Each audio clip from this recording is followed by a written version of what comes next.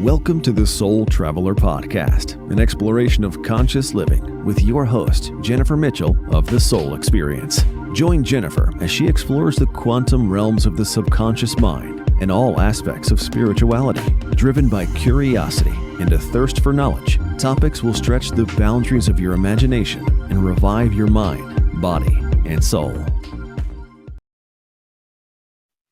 Hello, Soul Travelers. This is your host, Jennifer Mitchell. Welcome back to another exciting episode. Today, I am here with Lindsay Noelle, who is a certified Akashic Records reader, intuitive healer, and purpose guide.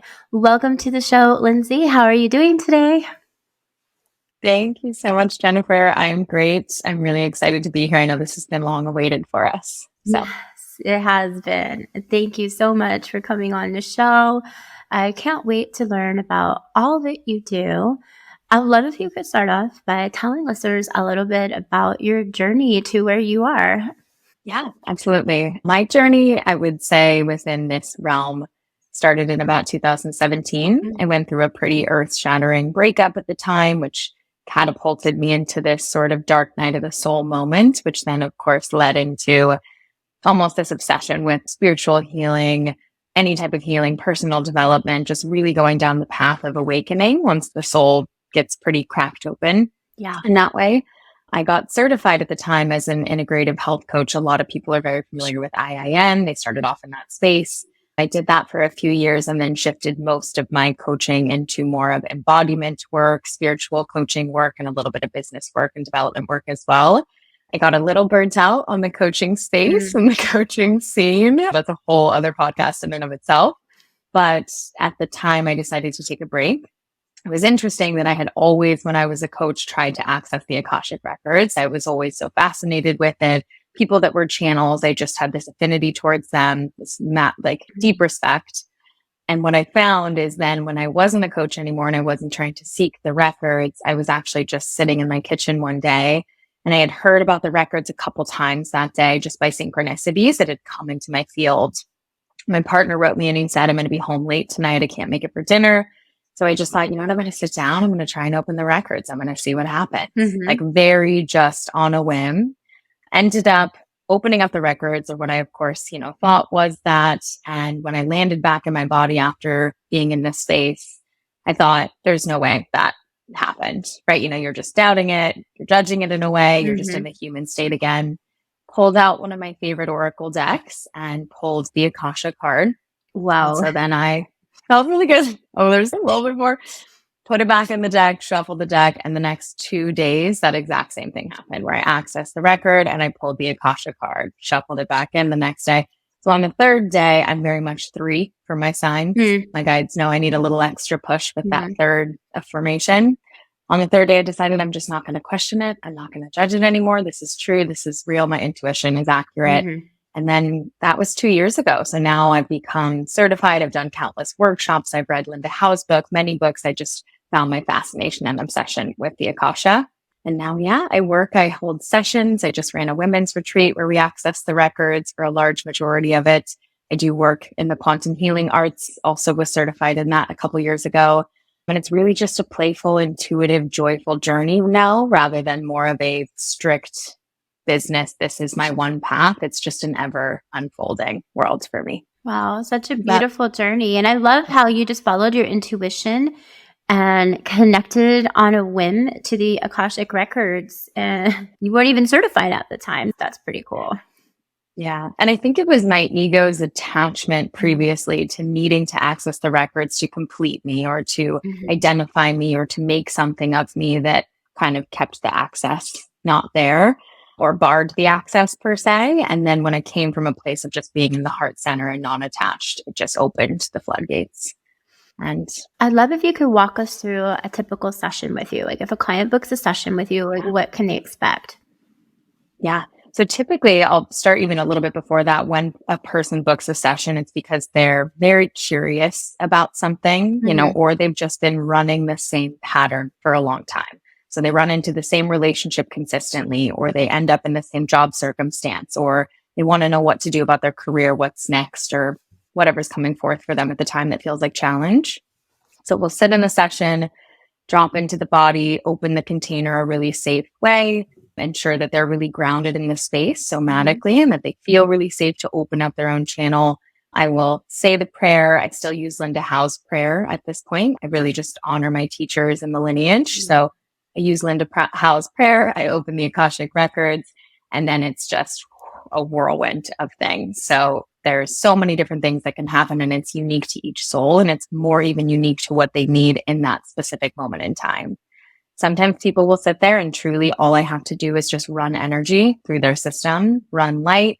Sometimes light language transmissions will just come through because words have too much of a sort of just this like attachment and this potency to them where people need the healing without words. So light language will come through. And then oftentimes it'll be past life journeying. So the guides will want to reveal a couple different past lives what this pattern is connected to. We'll bring some healing there. We will cut cords. We'll clear contracts, timelines. And then sometimes it really depends on the guides and it really depends on the person and the way that they're meant to receive information. Other times it will be a lot of questioning to help this person reconnect and refuse to their own heart center and their own intuition. So the guides will almost respond with questions to their questions to have them develop then their channel, their intuitive knowing. So those are kind of my favorite because it helps people go on this own journey of, I don't really need this session. That's the most beautiful thing. It's all within me. The guides are just guiding me back home to that remembrance of my own divine truth. So it's different person to person. Yeah. And I've heard, the Akashic Records reside in the Akashic realm. Have you had opportunity or have you explored the Akashic realm? What is your perception of that? Yeah. Oh, I love that question. I was in the Akashic realm by myself before doing sessions for about a year. And that's just in this incarnation, of course, for many lifetimes previous.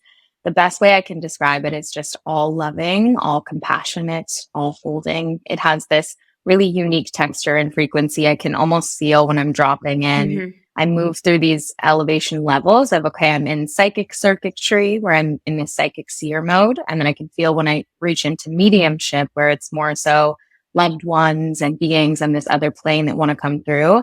And then I can feel this final click in where it's the Akasha. And that just feels like this really light, elated energy. And it's ever changing, right? It's its own frequency in and of itself. So we're imprinting on it. We're changing it. We're moving with it.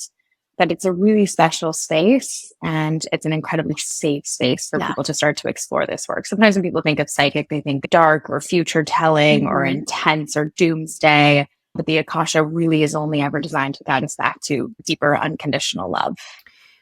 For listeners out there, I'm sure that they may want to know this. Can anybody access and learn to read the Akashic Records, or do you need to have special gifts to do that? Yeah. So yes and no, right? I do believe that anyone can truly access the Akasha and access the records. Do I feel that it took me a big and long journey of clearing a lot of my own traumas, retrieving a lot of aspects of my soul, coming more into divine union with unconditional love within myself? I think that there are initiation points within our spiritual soul's evolution and journey that, in a sense, the guardians, the lords, the protectors of the Akashic Records, they want to protect the space. So they want to make sure that the frequency is of a high enough vibration to match the resonance to get there. So I think it takes a journey of inner work, but of course, I think anyone can access it at whatever point. Yeah. So we were chatting a little bit offline. I was telling you that I do quantum healing, and it's a little bit different, I think, our modalities. But I find that my clients enter into, I guess it would be the same realm, the Akashic realm, because their subconscious mind definitely goes to this time and place that's beyond here where we're at. I hear it over and over again. There's no time here. There's no time here. And oftentimes when my clients are in that deep state of hypnosis, I'm on the sidelines and, I'm asking questions and they're channeling their own information. So I do feel that information that they are channeling and accessing is coming from the records, their own records, because they can see the timelines of past, present, and future. But when we're in that space, a lot of the guides will come through, the counsel comes through. So I do believe the quantum realm and the Akashic realm are one and the same, possibly. What would you say to that? Yeah, absolutely. I think it's really, just another way to look at it or another way to identify with it. But as long as that frequency of unconditional love is there and the information is so loving and supportive and pure for that client. It's definitely, I think the Akasha is a unique space, but the quantum realm is also just this playground for so much healing to happen, like you said, with the guys. So fun. And I'd like And to switch gears a little and talk about quantum healing because I'm curious about your modality. It's more intuitive healing. And so it's a little different than hypnosis. How do you do quantum healing? How does that work when someone comes to you for that? And is that pair into or merge with the Akashic session as well? okay. So the Akashic sessions typically they're almost like the opening to the understanding where the information comes through and say a client will realize I have this deep connection with control. And I know this is related to my karmic past and my maternal line, something to that effect, where they feel this really deep need to control things. And in that sense, after that information has come through, the opening, the awareness is there, which is beautiful. But now the client asks, what am I to do with all this? Right? How do I actually change this pattern? How do I shift this in my life? And that's where the work that you do. And then the follow-up work that I then do is when it's quantum healing, intuitive healing, energy healing, however it is you want to identify it, it's opening up the space, creating a really, really safe container, right? Invisible across all time, space, dimension, locking and sealing, all of the things, really keeping those containers clean energetically so the client can go deep, and then just opening up to why are they there today, right? Is it that control piece? Is it some specific trauma that's stored within their body? And in that moment, I really just let the guides and the work just move through me as this vessel for energy. So sometimes, like you said, it's you should ask this question right now. And that I know is then prompting them to have deeper awareness of what's going on so they can heal it faster and clear it faster. Sometimes it's scanning their chakras and seeing is there any attachments, anything that needs to be sent through portals, any entities, right? Is there anything within their whole energy body system that we can clear, remove, cancel, delete, right? That they don't even need awareness of. We're just moving energy through. So those are a couple different things that happen. And it's really just lots of different galactic tools, right? It's working with the violet flame, the celestial flame, the liquid plasma, the rainbow rays, bringing in different spirit guides, light guides, sometimes even their galactic family coming through. And sometimes it's really journeying. So they have to go to past lives or past planets or past places and retrieve parts of their soul, bring it back, integrate it. It's very unique work, as you know, but it's so unique and it heals so much so fast because it does work in the subconscious. It does work in things that are stored and not on the surface. It's powering their life. Yeah. So many similarities that I hear with our work and our different styles, although they're a little bit different, it's one and the same. One thing I'm feeling called to say, though, maybe for listeners who need to hear this, is that this work, we always create a very safe and protected place.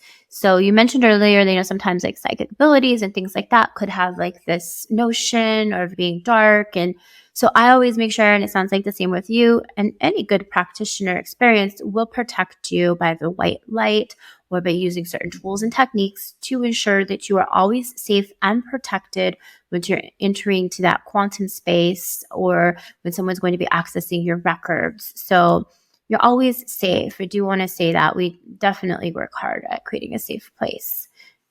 And that is really beautifully said. I think it goes to say too for listeners, discern with your healers, right? If something feels off, if something doesn't feel right, really, really trust in that and don't just think, oh, I'm just not experienced or I just don't know what's going on. It's like those are direct intuitive hits from your guides to explore safe healers. And I think just as humanity is unveiling a lot of shadow, right, within the 3D programming of the world and the matrix, so too is the healership world, right? A lot of the shadow, the people that are in false light programming are coming to the surface now. And it's tough, but it's things that we need to see. And they need healers who are connected to the divine as we are. I agree. Like definitely use your intuition when you're trying to decide who to work with. Your intuition will guide you into the person who's perfectly aligned for you. One thing that you also mentioned was past lives. I do a lot of work with past life regression and about reobtaining fractions of the soul. That actually very recently happened earlier this week in a session where even though we do past life regressions, not always past life, sometimes it could be a current life. Your subconscious will always guide you and knows exactly where and when you need to go. But we went back to this childhood house. And she found a part of her was like hiding in the closet there. Like this, it was 8-year-old her. and she was so scared, and she held out her hand and was like, come with me. And so she like was able to reconnect and bring that part of her soul back that was missing. And they walked out the house, and the clients always want to burn the house after. I don't know why. Every single time that they go and they visit like their childhood house, they want to burn it. And I was like, okay, what do you want to do now that you left the house? She's like, I want to burn it. I find that interesting. But she was able to like reclaim this part of her soul. And then after the session, she's like, oh my goodness, I feel so different. Like I can tell that I was able to recapture that part of myself. So I think that that's interesting because you really do lose fragments and pieces of us, you know, with certain experiences that we go through in our life. Yeah. My teacher who I was certified by, Lauren on Earth, always pay homage to your teachers, but she said something that stuck with me so deeply. And it said, I think our lives are just one big soul retrieval. Our entire life is just us retrieving lost aspects of our parts or ourselves that have been in other dimensions or other places, or just leaving that separation consciousness state as much as we can and returning ourselves to union. And you're right, the feeling is so different. It's this integrated wholeness, I think, that is hard to even describe with word. Yeah. Let's talk about integration. So after a session, what can a client expect? Do they have dreams and downloads? What is the integration like for them? Yeah, it definitely can vary. There typically will be synchronicities, but small things that come through the session, whether it's animal symbols or colors or totems. And that's more so the guides reaffirming we are here in your everyday life for you to tune into, tap into, and communicate with. And we're always supporting you. Dreams, sometimes even nightmares, right? Because the subconscious is now no longer in this fear state. And so it's purging things that have been stuck and trapped there. And people have this negative association with nightmares, but I always remind them it's a cleansing, it's a purging, it's a release of the subconscious mind. And also, as you go into the astral, you can protect yourself. But again, that's a whole other podcast that we could talk about that. As far as integration goes, it's just taking notice of the ways that you are not almost operated by unconsciously, right? When you are more conscious, when you're able to sit behind yourself and see these patterns, see these actions playing out, and then take a more grander step with more consciousness. Yeah. I would say. I tend to find that after sessions that the quantum doorway is, you know, to the subconscious is open for 24, 48 hours after.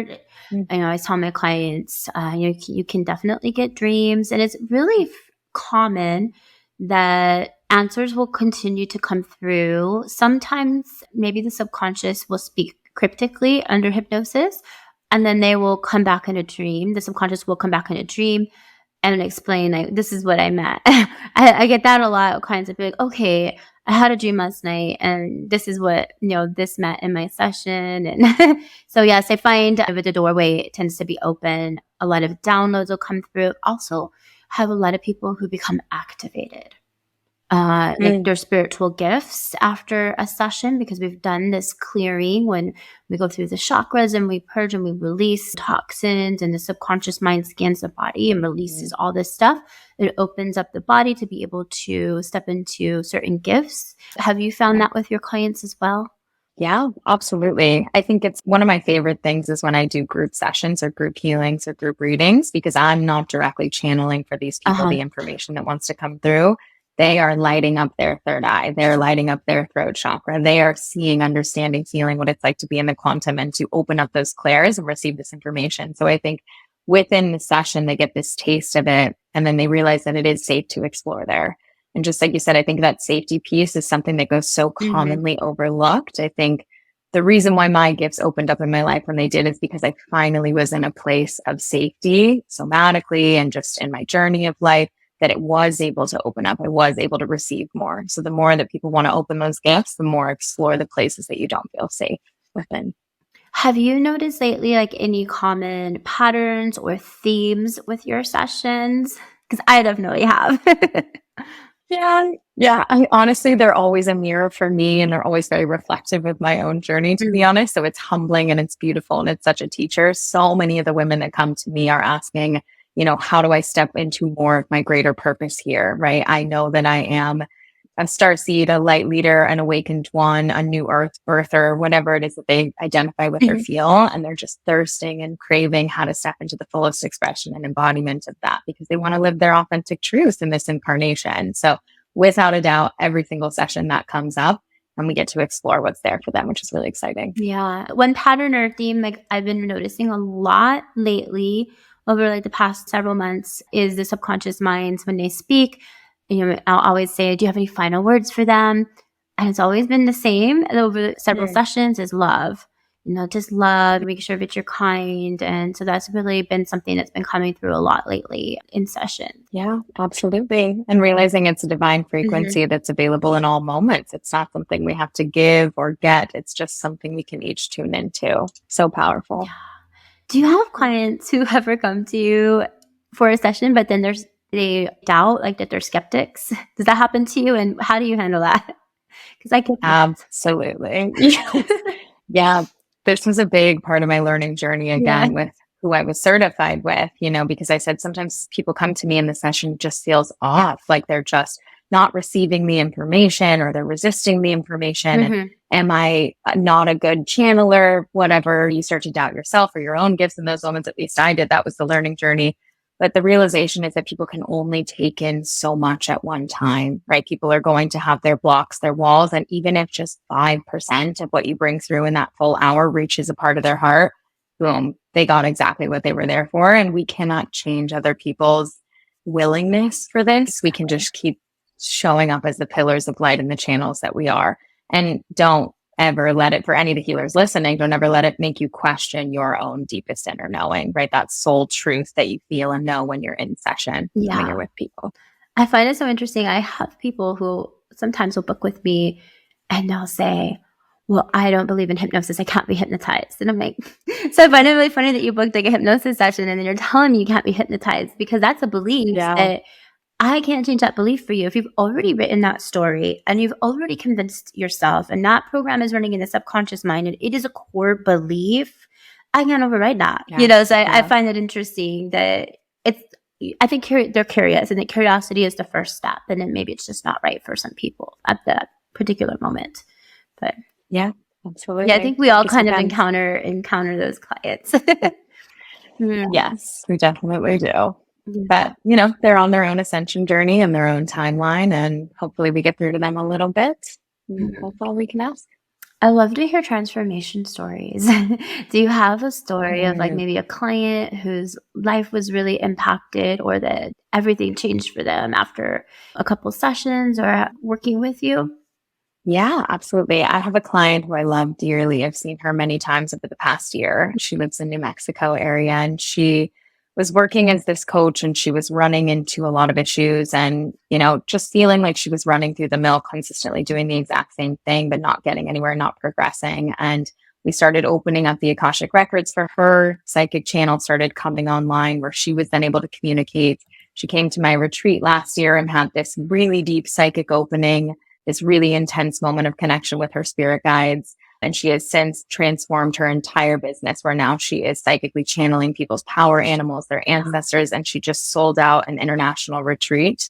So it was just so fascinating and stunning to witness her step into more of her power, and then to see the universe respond as she was really meant to bring these gifts online, and through our work together was able to do so. That's amazing. I definitely want to step into the retreat space too. It's a goal of mine.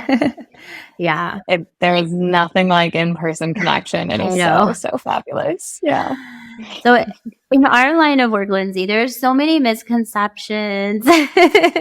Like, what is something that you would want to debunk about being an Akashic record reader or even intuitive healing? I think it's that you come to us and we tell you what the future is. We tell you this is the way. We predict your life. And then it's a self-fulfilling prophecy, whether positive or negative in whatever direction. That's not the way the records work. That's not the way that true psychic seership works either. It is opening you up to the infinite realm of timelines and possibilities.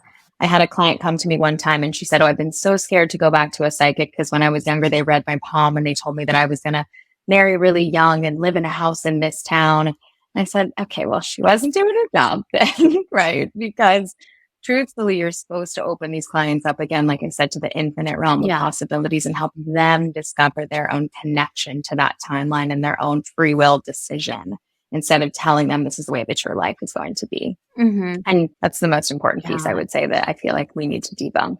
And that's so true because there's so many timelines and paths that we can take. Like every single day, we wake up and we make decisions. And so just because maybe, somebody said this or that could have been on one timeline and then you decided not to make that choice or decision. Like you still have free will. Yep. That's exactly what I told her. I was like, she probably saw one timeline and thought that that was the truth, but you are living a completely different existence and are so thriving. So embrace that. Yeah. Are you working on any upcoming retreats? Anything coming up that you're working on? Next retreat, will not be until fall of next year. We just wrapped up this last one. So I've been taking these next couple months to just properly winter. I don't know if anyone else out there is wintering as well. So important to do. So after the retreat, instantly channeled 3 different new programs. I was so excited about them. And a week later, I had to sit down and have almost a grieving process where I had to say, it's time to let this go for now and revisit this come February of next year. So there's exciting things on the horizon in terms of group containers and more in-person events coming next year. As of right now, it's just one-on-one sessions, which are, the heart and soul of what I do anyway. But that's what's happening. Yes, I love that term, wintering. And I was explaining it to my husband because I don't understand why I'm so tired. I'm like, Carl. And like, listen, it's like, look all around you. Look at nature, animals, like the leaves are gone, bears are hibernating, the days are shorter. It's because we're supposed to take this time to be gentle with ourselves and to rest. And I think society wants us to just go until it's like burnout mode. So anyone listening out there, please take the time to properly, rest during the winter season. I think it's important. Yeah. It's like give yourself full permission and realize that you are just readying yourself for your next bloom when you do so, right? You're just getting stronger and stronger roots, even though it feels like you might not be doing anything. We've been taught in the culture that we live that it is something to be avoided, but rest is really what nourishes us to receive and to create and to expand. So just finding safety, finding home within, and finding nourishment, I think is so important right now. Yeah, so important. Where can listeners find more about you? Where do you like to hang out online? Yes, Instagram is definitely going to be the number one portal where people can find my offerings, upcoming retreats, exciting things. So it's @_Lyndsey Noelle. We'll post this in the channel, of course. And then my website also has updates on offerings and what's to come next year. So that's going to be lyndseynoelle.com. So exciting. I can't wait to learn all about what you have planned next year. Thank you. Yes, and it's been lovely having you on with us today. Any final words of advice that you would like to leave our listeners with? Yeah, I think it's what's honest. I just kind of tuned in and what's coming through. It's just if you are feeling like you are a psychic seer out there or a healer, or those things are starting to come online, just the message is simple. It's to trust in your channel and to start listening to it and experiencing what comes through and allow it. And remember that it's nothing to be afraid of. It's really meant to guide you into what's coming next. So not sure why that specific message wanted to come through, but for all who need to hear that, your gifts are beautiful. Yeah, that's so true. The more that we trust and lean into our intuition, we'll be guided to our gifts, and there's nothing wrong with that. We don't need to be afraid of judgment or anything like that. I know that for myself specifically, that kept me at bay for a long time for stepping into this type of work. And finally it was just like, no, this is what I'm called to do. And so absolutely. Yeah. Well, thank you for sharing your wisdom with us today, Lyndsey. It's been so lovely chatting with you. And to our listeners who are tuning in, make sure to check the show notes as to where you can find Lyndsey online, and we will catch you next time. Bye for now. This podcast is brought to you by the Soul Experience, Quantum Healing Hypnosis. Are you ready to embark on an inward journey of quantum healing? Quantum healing hypnosis is the most profound method of inner work and self-healing someone can do while on a spiritual path. In a single session, you experience past life regression, exploration between lifetimes, self-healing performed by your subconscious, release of trapped trauma, and answers to your most important life questions. Your higher self has a message for you and is here to help you and guide you on this life journey. Book a session today with Jennifer Mitchell at thesoulexperiences.com.